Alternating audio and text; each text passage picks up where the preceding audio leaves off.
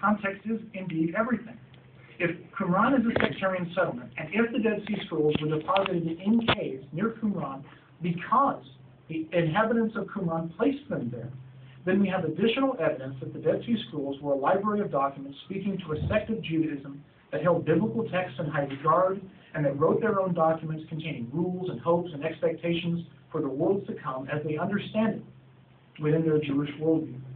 We can understand how this Jewish sect interpreted prophecy, how they interpreted the law, and how they lived together in community. While these same conclusions might be drawn from the scrolls alone, the context of a sectarian settlement at Qumran makes this interpretation much more likely. However, those that answer the question of why does it matter with nothing argue that we can derive many of the same conclusions without Qumran. Those who feel that the Dead Sea Scrolls are a disparate group of Jewish texts strewn among caves southeast of Jerusalem by Jews fleeing the Roman suppression of the Jewish revolt argue that these documents speak to the beautiful diversity of Jewish thought. Thus, Qumran was not important for some because they either do not understand the scrolls to be a collection or they want Qumran to have a secular interpretation for whatever reason, including perhaps modern political reasons, as Qumran lies within the borders of the modern West Bank.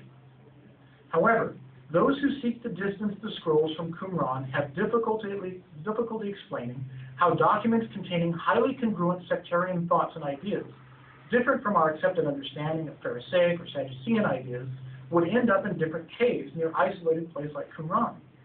They have difficulty explaining how so many manuscripts and fragments, critical of the occupants of the temple, following a non-standard calendar and mentioning the same characters like the teacher of righteousness, the wicked priest, and others, would be scattered in different Jewish homes throughout Jerusalem.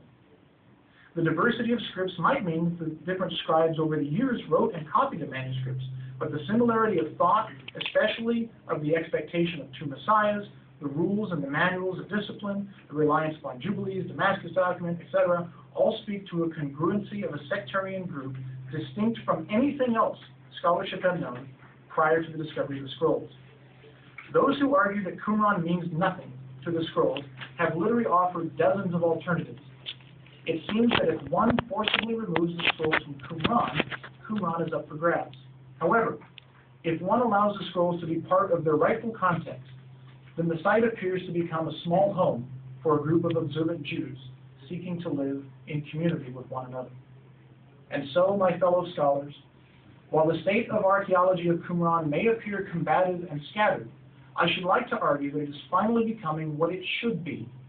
a place where all evidence is treated fairly, where different sides actually talk to one another as professionals, where new ideas and interpretations are heard and debated and not snuffed out in peer review,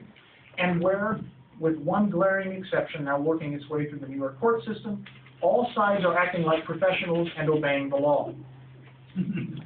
Qumran and the Dead Sea Scrolls are important because they offer to us a glimpse of the incredible diversity within late Second Temple Judaism. Judaism was a vibrant socioeconomic and cultural mix of people accepting and rejecting various foreign influences like Hellenism, which were working their way into the minds of the faithful. And the Dead Sea Scrolls allow us to peer back into this world, into the minds of Jews experiencing occupation and oppression at the hands of foreigners, political upheaval, socioeconomic instability, and uncertainty about the future. Perhaps the greatest appeal of the Dead Sea Scrolls is that they show us how this community clung to Scripture for comfort and to one another for their hope in the collective future. Thank you.